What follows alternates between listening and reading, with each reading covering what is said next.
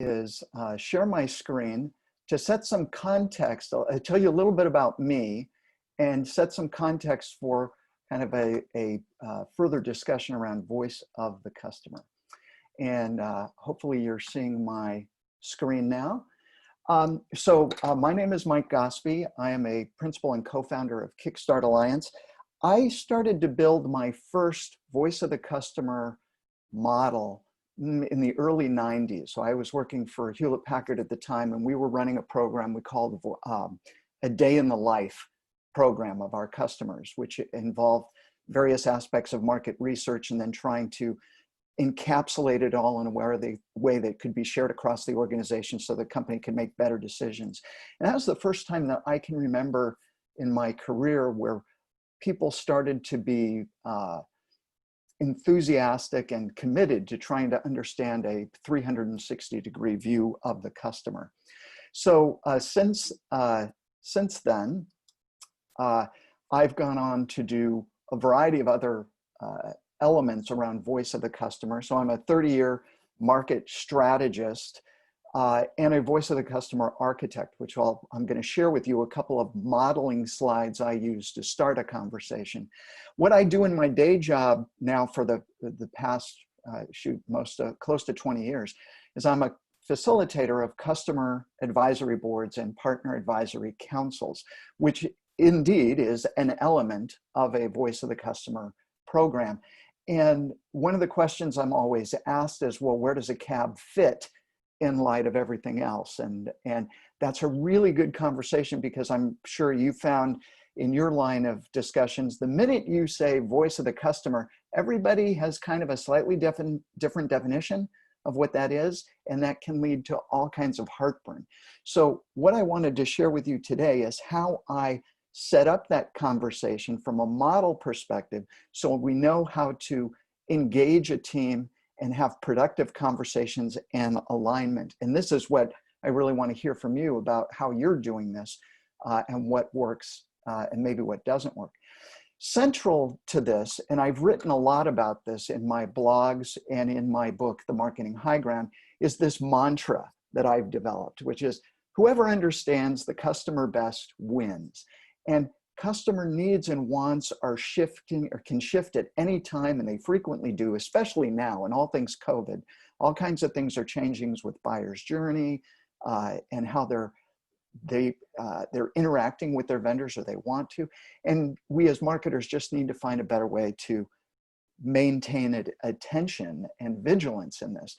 And so I use kind of this mantra as a reminder to myself, or the premise behind what KickStart does, is we try to bring executive teams closer to their customers so they can better understand them and then apply that little bit of wisdom throughout their company. So with this, I think that the first key point that I see a lot of companies struggle with is balancing this. There are several voice of the customer objectives, and they need to kind of coexist. And it's a teeter-totter between operational, where there's an objective of, we need to improve customer satisfaction. So for those of you who are familiar with Net Promoter Score, sometimes I would ask a company, I said, oh, are you running a voice of the customer initiative? And they would say, yes, we are. And I would say, oh, tell me what you're doing. Oh, we've signed up for Net Promoter Score. It's like, okay, that's good. That's one element of it, though. That's like one color in your box of crayons, but what else are you doing? And then I get kind of the blank stare. On the other end is more strategic, and this is more of where I particularly play myself these days, is how do we stay relevant to how the customer and the market needs are shifting? And so there's a balance, there's a context, and that's kind of a framework that I want to share with you today, because this can be a very powerful tool to align, energize, and even inspire organizations to think maybe a little bit differently about how they are capturing customer feedback and input. So this is the first of two model slides that I want to share with you just briefly. And I use this as my high-level voice of the customer model. It's somewhat generic, when you apply it to any company, there's always differences and nuances. That's expected. But I offer this as kind of a tool because I believe it's easier for people to edit than to create. And then we kind of build from that. So here's how you decipher what's going on in this slide. On the left-hand side, or the y-axis, you see tactical topics versus strategic topics. A tactical topic could be, yeah, Mike, I had a bad experience with your product today. What are you doing to fix it? A strategic topic would be, you know, COVID has changed the way we're thinking about going to market, and our customers now require something different of us than they did in 2019. What does that look like, and how is your business going to change? Now, that's a very deep kind of strategic conversation, but for us to stay relevant, we need to know where the customers are going. This does not mean to imply that strategic topics are more important than tactical topics. They're not. What it means to imply is that we need to put the right tool to the right job to capture various types of customer sentiment, and it needs to be rationalized and synchronized together. Now, the pyramid, my brain can only handle 3 things. And so I break my model up into 3 layers. And it's from starting from the bottom, tactical, to product direction, to strategic direction. The base of the pyramid is intentionally wide at the bottom to imply, if you will, that there are many people within your company talking to many customers at any given time. And you want that connection through sales, through customer sat, through customer experience. And the focus tends to be on real time. And this is where social media, customer feedback forms, NPS, customer satisfaction surveys tend to fit. You're reaching out to a very broad section, if not maybe the entire customer base, to try to capture some directional guidance of what's happening on a day-to-day basis.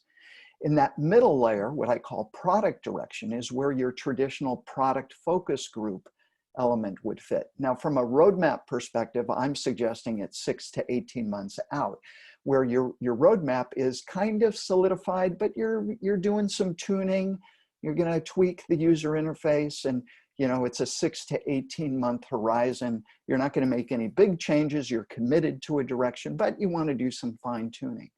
And up at the top, strategic direction, is where a customer advisory board fits. Now, a customer advisory board is when the CEO and their leadership team get together with a dozen members of decision makers of their best customers to have a very intimate, forward-thinking strategic conversation. So only 12 customers are engaged in that. So you can see as you go up the pyramid, you're fine-tuning or laser focusing in different customer subsets to have a different type of conversation that impacts a different section of the roadmap.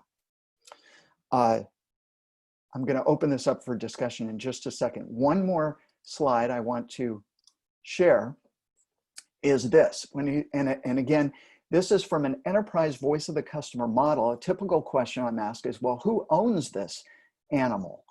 And my perspective, because we have both elements of the teeter-totter, the tactical, operational, how do we get better today? How do we make sure that we're maximizing satisfaction and we're addressing the needs of the market today? And the strategic, about how is the landscape changing and what do we need to be relevant a couple of years from now? In generically, overly simplifying the universe, I tend to look as the chief marketing officer as being a good head of that, as opposed to a vice president of product or maybe a customer experience leader. Now, all of those people, everybody is a stakeholder.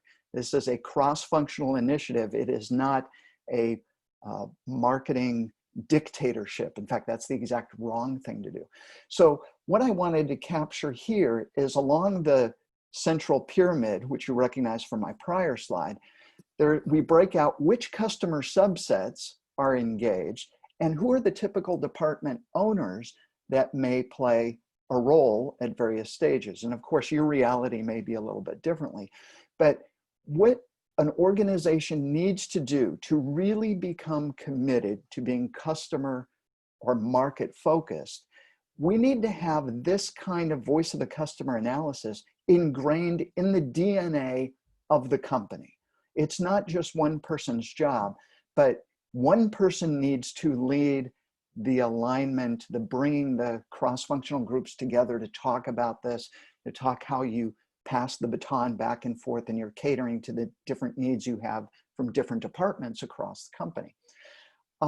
And if you don't have one person, if it becomes everybody's job, then it's nobody's job.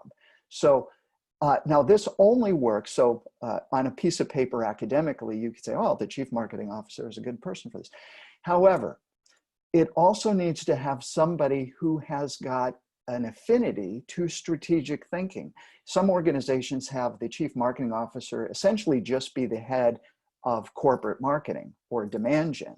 That's not the right person for this. This is somebody who is comfortable being both tactical, managing a lead funnel, overseeing the importance of everything from customer onboarding, to somebody who can take a step out of day-to-day interaction and think more long-term, what does the next 3 years look like? And it's a difficult skill set to find the right person to run that. But those companies that are able to orchestrate this in a cross-functional, highly aligned organization can get some really good output from this. Okay, so that's the end of my preamble, and I want us to move to a discussion about how you are designing your voice of the customer initiative for success. Are you thinking in terms of things similar to what I've shared? Maybe you're thinking a little bit differently. So I'm gonna stop sharing, and what I'd like to do is just kind of get into discussion. What do you guys think? Does this make sense? Yeah, I can jump in first if you want. So it's interesting, right? So I would agree with the majority of it, even to the point where within our customer experience division, which is what I oversee, we own the day-to-day tactical portion of the Voice of Customer program, which is our surveying to customers, whether that be our transactional survey for support, whether that be our relationship survey for our yearly engagements, whether it be our services survey, which is after projects or implementation. All of that tactical touch points or listening posts all feed into the CX team for analyzing and doing. I have business analysts that work for me that put all that information together, and then they give that over to the business owners to go and take action on, right? So that's that tactical piece that you're talking about at the bottom.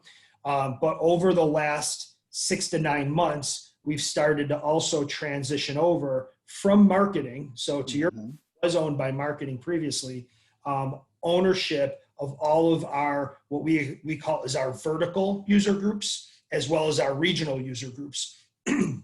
So all of those have now been taken on within my unit as well, which is, again, the kind of that middle of the pyramid that I think that you're talking about, which is more of that product focus, right? Engaging with customers, asking them for how is that product working for you?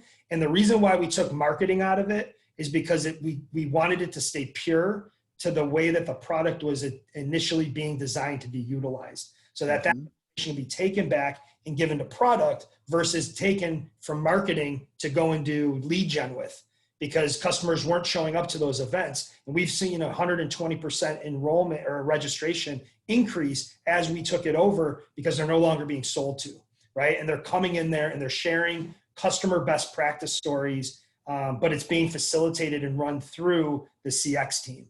And then in the last about 2 months, we've now taken on ownership as well of all of our what we consider as our advisory councils. So like you call them the strategic business or the CABs, we call them advisory councils. And those are all being run and facilitated as well through the CX team now as kind of that central voice within Highland. And then we then figure out who needs to be part of those conversations. So we bring in the right C-level person to be in those calls, but at the end of the day, they're still being facilitated logistically through the CX team, which gives us the benefit of taking all of that feedback, and now it's all housed in the same CX platform that we have, regardless what listening post we used. It's all in one spot, and we can use it and actually leverage it against each other to run trending across the organization, whether it's at that strategic level or whether it's at that tactical or transactional level.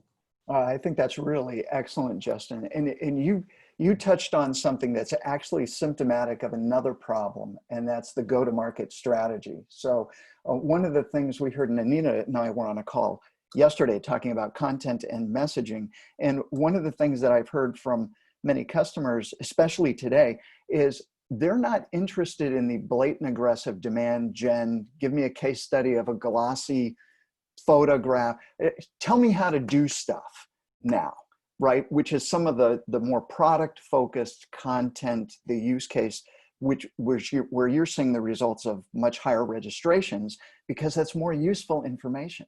So that's a different problem. We could have a different topic about go-to-market.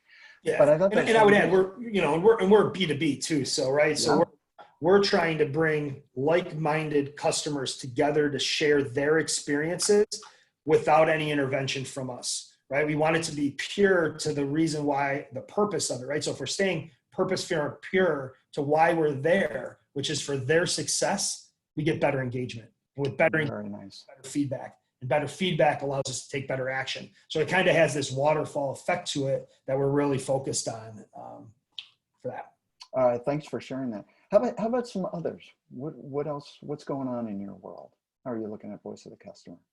Anita, you want to share what you're seeing? Yeah. So I wanted to ask this question before we got into the discussion, but it's perfect. So in looking at the models you created, the one place I don't see, but I often overlooked with voice of customer is sales. Mm-hmm. So I'm really curious because I really think sales, again, they're customer facing, they're talking to them, they're hearing, like we know this, things are constantly changing. So what they were hearing in sales 6 months ago is probably quite different from what they're hearing today. But I don't find that they are really included in this entire process. And yet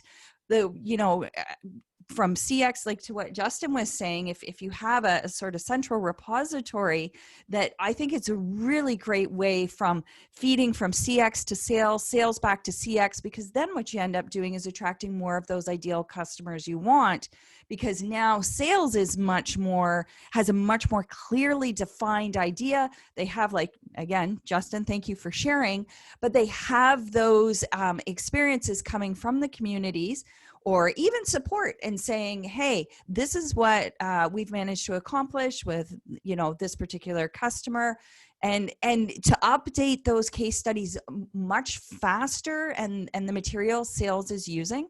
So that, to me, that's kind of, I see all the other links, but it's the one that I want to learn more about how to bring sales in, because often they really also don't really want to participate in the same way. So there's a bit of that challenge. It's a really good question. I don't. Let me open it up to the floor. How about Scott or Russell? Bridget, what do you think? How do you deal with the sales connection?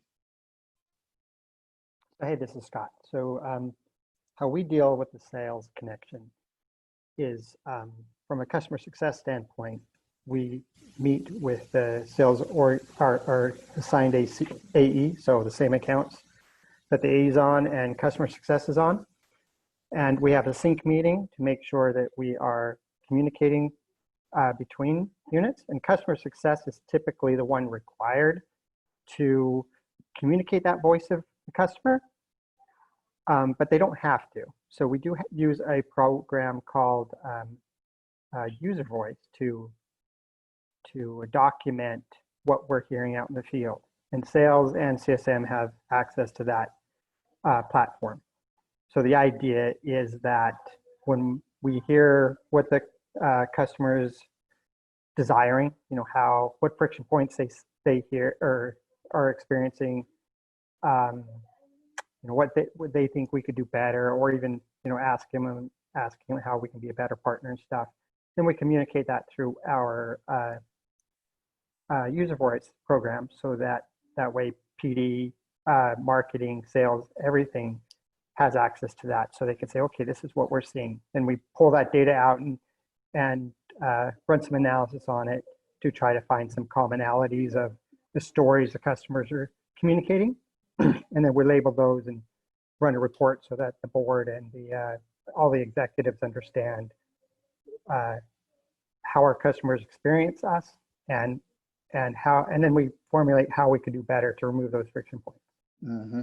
Yeah, Scott, I really appreciate kind of your input on that. Now, tell me a little bit more about the sync meeting you talked about. How often does that happen per year, and who leads that? So the customer success and sales sync every month. Every month. Okay. Every month. And is this run by the chief revenue officer, or is it what title of responsibility is held accountable for bringing the teams together and making sure that there's this connection? It's the AVPs and the directors of customer success that sync also. Okay. So we have multiple levels of sync. So each CSM and their AE will sync sometimes weekly, but they have to sync at least once a month. So the accounts each CSM has with common with that AE, they sync at least once a month and say, okay, this is what's going on with the account. This is what I hear from a CSM standpoint. This is what I hear from the AE, to make sure the stories are all the same, and document everything that we're hearing.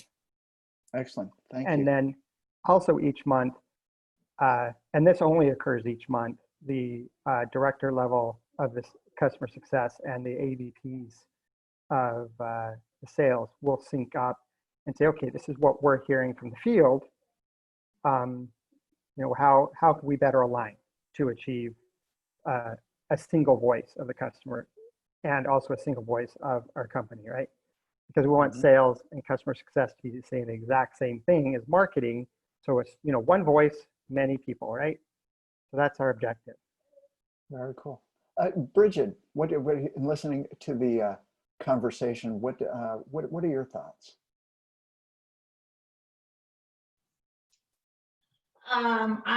My thought is that I wish I was as far along in this journey as just the rest of you.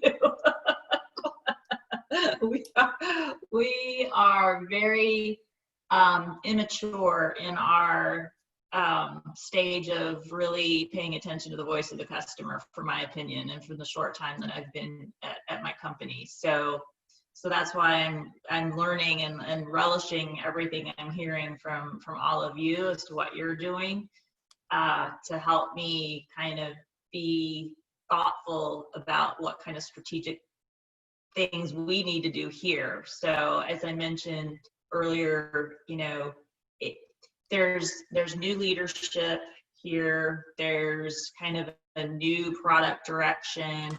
I'm new, so I'm really at the very early stages of trying to navigate all of this. So I love hearing what you all are doing. I feel like I'm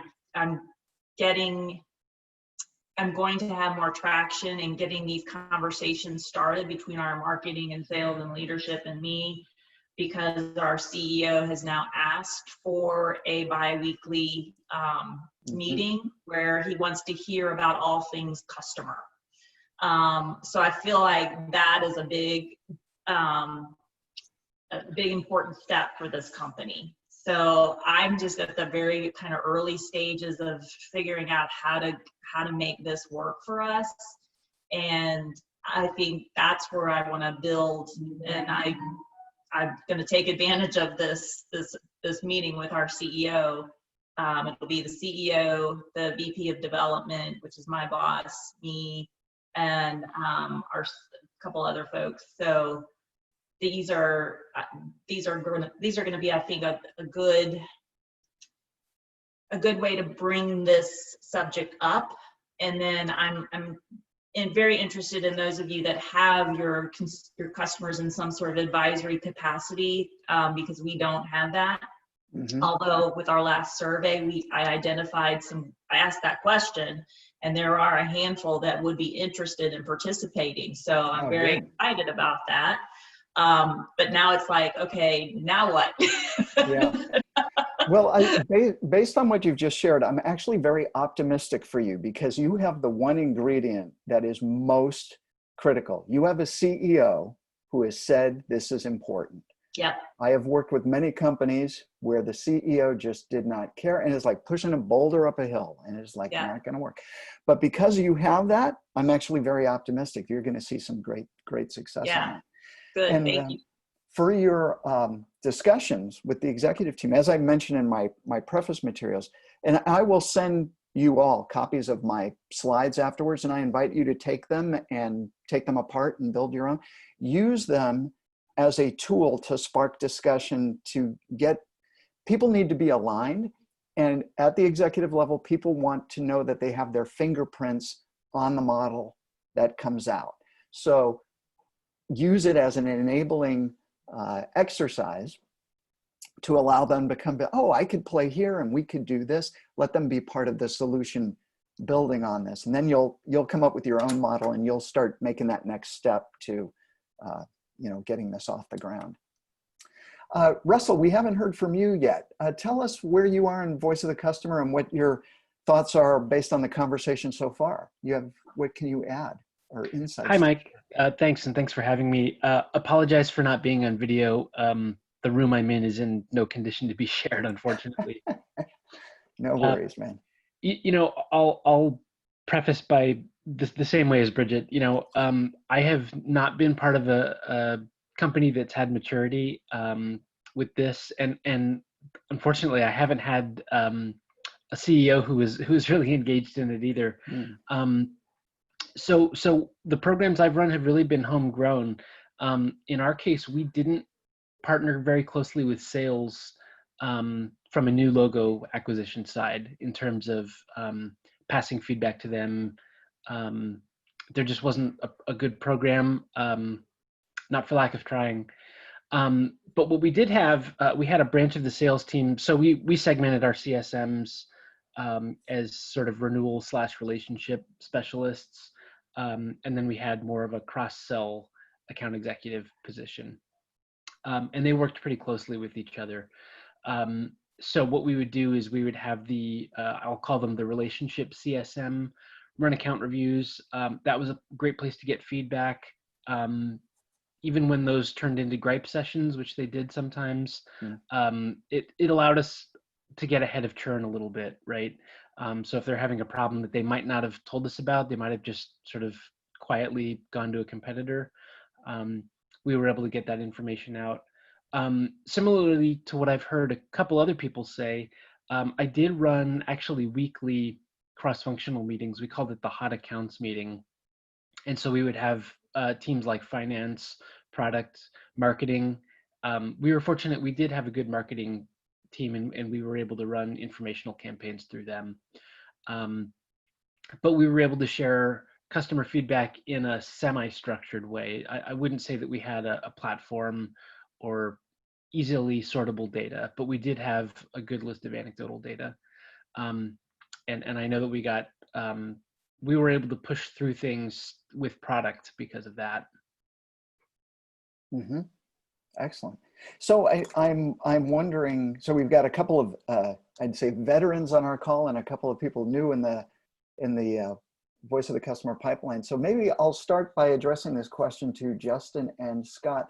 What words of advice or wisdom would you give Russell or Bridget, who are at the early stages? What's a success step they could do that wouldn't be overwhelming and would be helpful? Any advice? Hey, this is Scott. So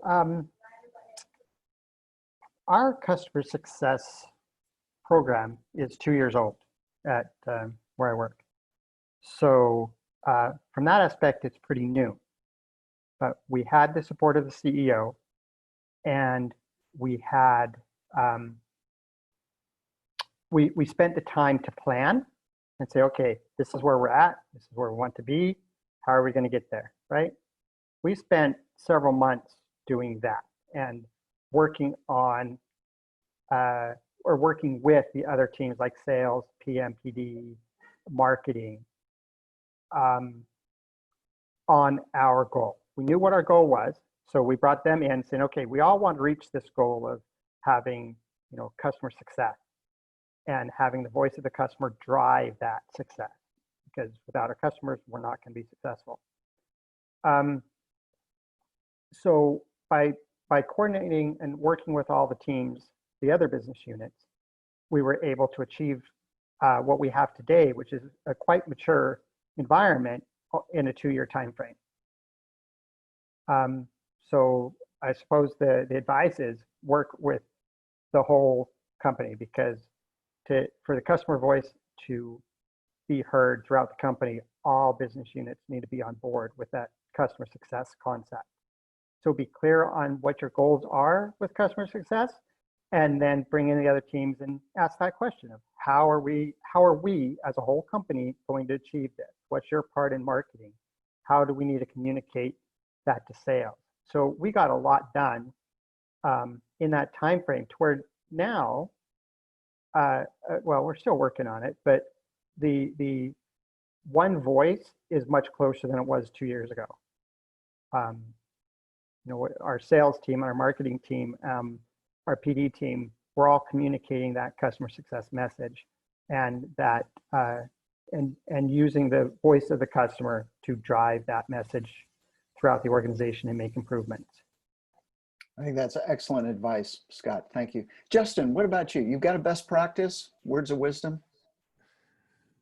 Getting started? Yeah, we are recording, so I'll be careful on how I say this, but you know, you have to get to a point where you eventually realize that not all customers are equal, and certain customers have a different voice than other customers, and you have to understand that. And it's tough to say, because I'm a very customer success, and I believe that every customer should be heard. But when you're dealing at the bottom of that pyramid that you had, you're going to get a lot of feedback. And if you're knee-jerk reacting to everything you hear, it's going to cause a lot of cycles on things that are not going to get you anywhere. And you're going to be doing a lot of rework. So the faster you can get to that point of understanding, like, it's about the trends, it's about the feedback, it's about closing the loop with them. Like, even if it's, hey, your hold music is too loud, you still got to call them and say, hey, I appreciate you think the hold music's too loud, but if I change it, the next person's going to say it's too soft, and you're going to be in this whirlwind place. So you got to kind of get to that point, and the sooner you can get there and you can start to really understand what are the trends and the themes that everybody's saying and what's the true impact that has, the faster you're going to be able to get to the next set of the pyramid, which is the focus groups. And then you can worry about advisory councils. But if you're spending all this time burning cycles down below, you're never really going to build to get to that next level. So I think that is so important. You know, but it's fact in my eyes, right? I'm so glad you mentioned that, because boy, did I got kicked in the kidneys so much early in my career because of that. It felt like you were at the end of a whip going back and forth on that. Anita, it sounds like it looks like you've got something to add here. Yes? Yeah, I'm just really agreeing with it, that with everything that's been said so far. The planning is really critical. To sit down, and they are difficult conversations to have. Where are we going? How are we going to do this? What does it look like? Like, all of those things. And then the biggest is, how does it benefit our customers? I'm still a firm believer, though, and Scott, you know, feel free to jump in and say, like, I don't agree. I think there are different customer groups, and so therefore there are I get the term single voice of customer, but I don't really think that fits, because there are different groups, or different segments, however you want to say it. If you're selling enterprise and SMB, those are two very different voices. Yes. That need to be addressed and recognized. So I generally find, you know, you can either go by product and find, if that's how it goes, and find your various voice of customers along product lines, or, you know, depending on the company and what it sells, 2 to 3 sort of main customer groups. But you're right, Justin, that, you know, you got to look and balance, like, what's the lifetime value of those customers, and what's the longevity and loyalty, and different things like second order revenues. Like, there's so many things to consider beyond just, a singular voice. And I think that's where this can like really spin out of control too. So it's sitting down. I really like what Scott said, sitting down and planning and saying, okay, maybe we just start with one or maybe two groups and really focus on those, realizing that as time goes on, they're going to change too, because as we know, markets change, everything needs change. So that there needs to be this constant internal feedback loop of saying, this is what we're hearing now, this is changing. Hey, we've got this new feature coming up that now this is in a totally different, market that we've never even dealt with before.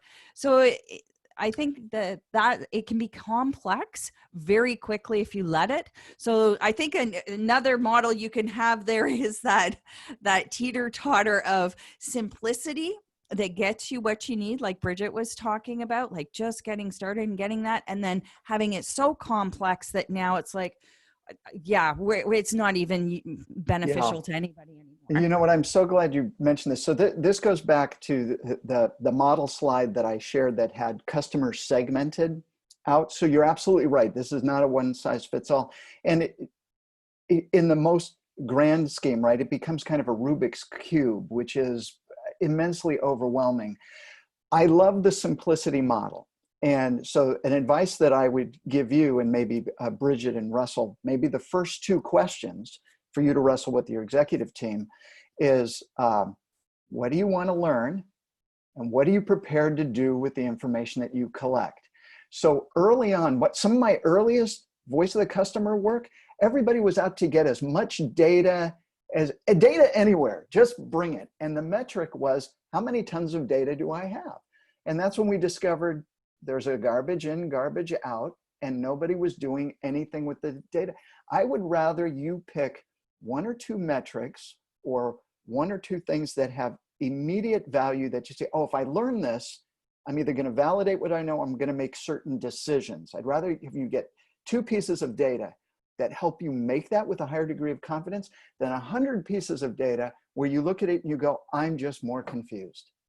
So be selective, simplify, and then you can grow from there, right? Scott and Justin have gotten more sophisticated, and you will over time, but don't make that your goal on day one. You'll just work yourself into, not that you need another excuse for drinking, but you're going to end up drinking a lot. And Scott knows what I mean, because I'm seeing you nod your head, right? You probably had more than your share of cocktails going through this whole 2-year planning process, right? If I drank, yes. Yeah. So to be clear, the one voice is what I mean, is what we're communicating to the customer, rather than the customer communicating to us. I gotcha. So the company single voice, right? Yeah, the company is single voice. Gotcha. So, before you would talk to sales and you would hear one messaging. You would talk to sales or a marketing, you'd hear another. You'd talk to a customer success person or PD, you'd hear two others. Where now it's our company speaking to the customer, communicating that as one voice. Where as the from customers, so the voice of the customer, hearing from the customer to us, now we hear more clear messages from them, because no matter who the customer talks to, they hear the same messaging from us as, and then so there's no confusion amongst the customer, because we had before, customers would be like, well, your sales said this and your marketing says this and you tell me this. What's the real thing? What's going on here? Right. So there was a bunch of confusion that was added because our messaging wasn't one from a company perspective to the customer. Yeah, that's a big problem. The bigger your company, the more likely you are to have that problem. Russell, does this make sense? How do you interpret kind of some of the advice and coaching the group is sharing? Does it apply to your world? It does, and I really appreciate the advice to pick a couple of metrics, because we definitely were overwhelmed with unstructured data. So I'll take that to heart. Thank you. Yeah, excellent. So I'm sorry, Anita, did you? No? Oh, gee, I know I have my microphone off, but I'm just sort of saying like, yes, I agree. Yep, good stuff. So it's just me nodding in agreement. So we've had the last few minutes, we were talking about you're new, how do you get started? So a question for Justin and Scott, you're more advanced. Where do you go from here? What's your top priority? How are you dealing with the shift happening with market due to COVID? And what's your customer experience, voice of the customer initiative going into 2021? What's happening? I'll go first. Yeah, it might sound pretty simplistic and easy to do, but I found it difficult. And the idea of, we do these annualized, and I'm thinking about tactical stuff now, right on the bottom here. We'll do like these annualized relationship type surveys, and it's great. I mean, I love all feedback, and I actually like call customers back myself and close loop with them. It's still at my level because I love to still be engaged with them. But the thing that I'm trying to crack the nut on is that's a lagging indicator at that point. Like it's too late sometimes, and it's like I don't want it to be the end of the relationship. I want to be there at the beginning when it's exciting. I want to be there in the middle when we're still having fun. Like I don't want to be at the end when you're thinking about canceling.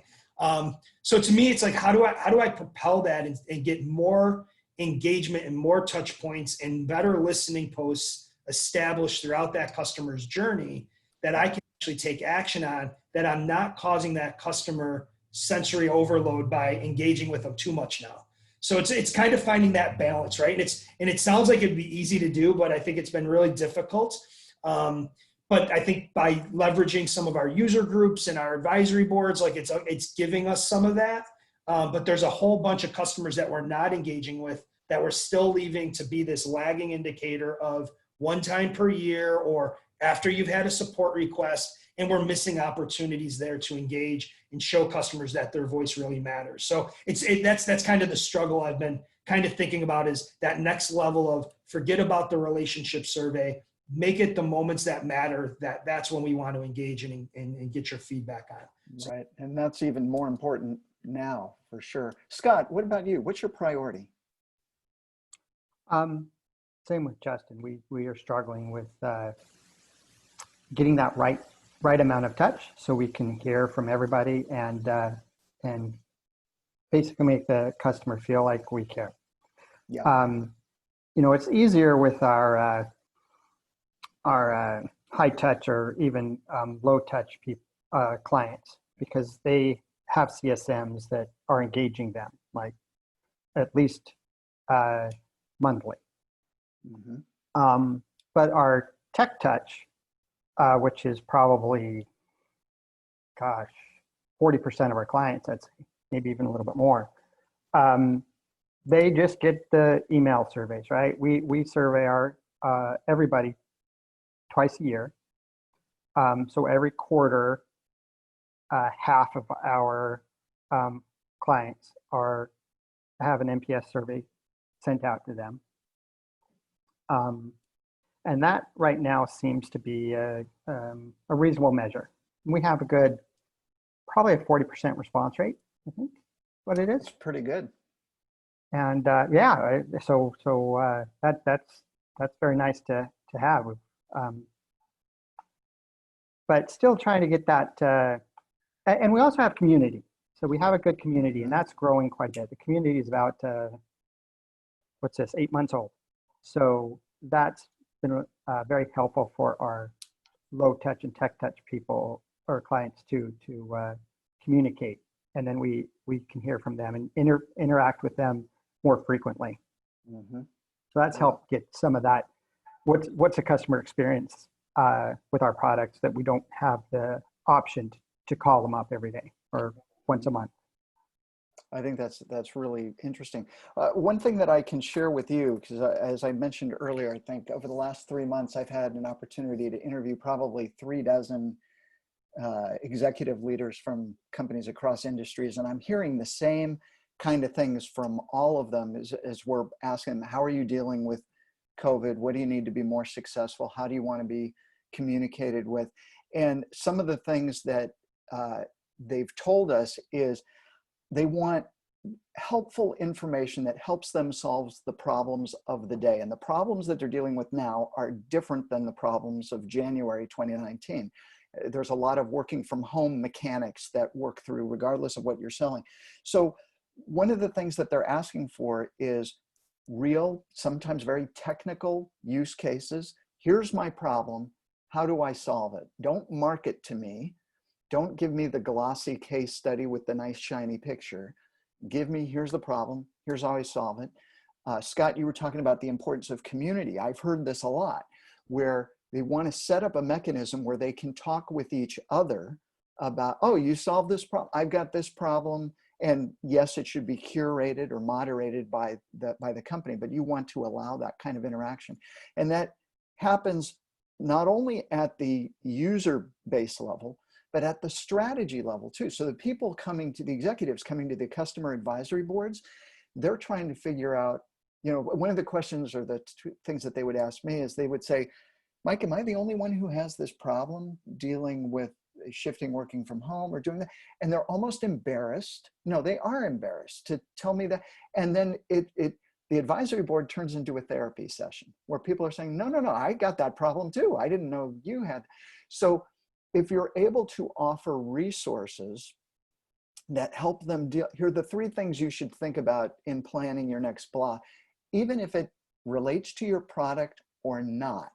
If you're providing helpful in the material in their world, they pay attention and create stickiness.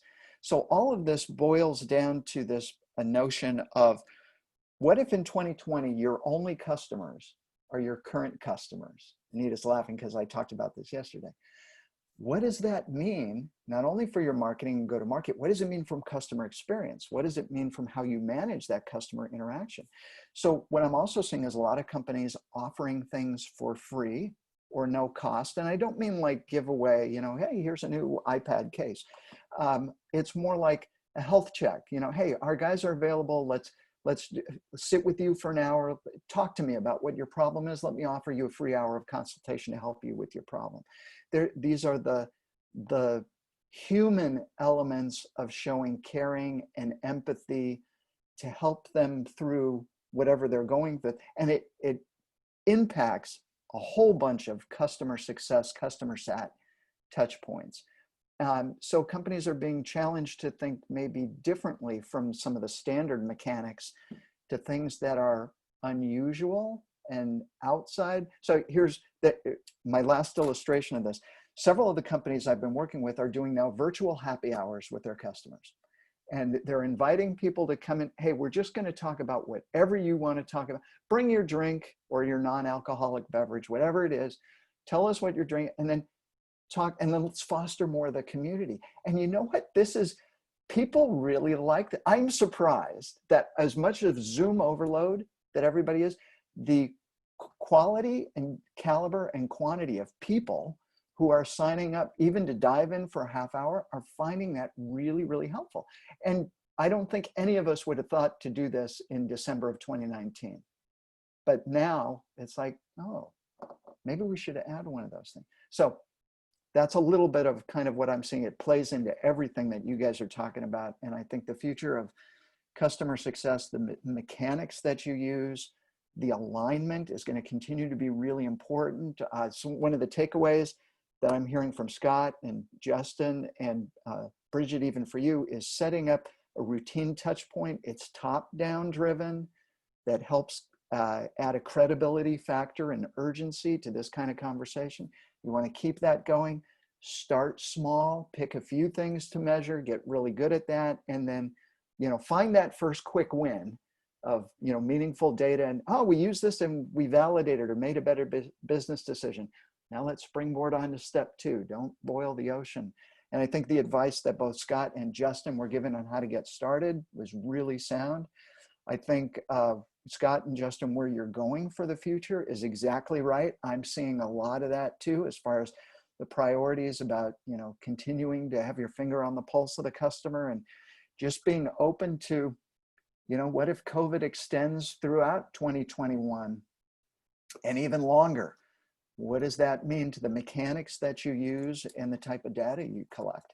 So I think those of us in the customer experience, customer success world, I think really in a good vantage point. We've got a good seat at the table to see kind of what's going on and to provide guidance to the rest of the organization. And I really appreciate what you're all saying about how you're helping your organization come together to have that conversation.